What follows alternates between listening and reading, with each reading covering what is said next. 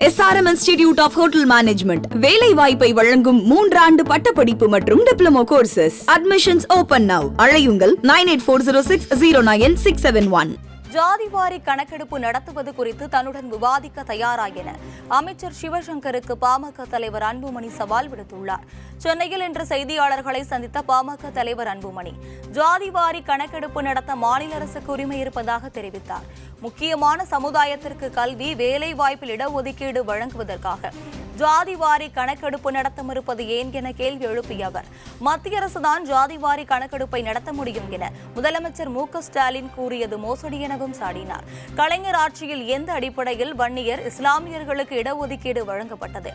பீகார் முதலமைச்சரால் மட்டும் எவ்வாறு கணக்கெடுப்பு நடத்த முடிகிறது என பட்டியலிட்ட அன்புமணி ஜாதிவாரி கணக்கெடுப்பு குறித்து அமைச்சர் சிவசங்கருடன் நேருக்கு நேர் விவாதிக்க தயார் என தெரிவித்தார். மத்திய அரசு மக்கள் தொகை கணக்கெடுப்பில் சாதிவாரி கணக்கெடுப்பு கூடுதலாக நடத்தினால்தான் தமிழ்நாட்டிலே நீங்கள் இடஒதுக்கீடு கொடுப்பீர்கள் என்று, குறிப்பாக வன்னியர்களுக்கு இடஒதுக்கீடு கொடுப்பீர்கள் என்று சொல்வது எந்த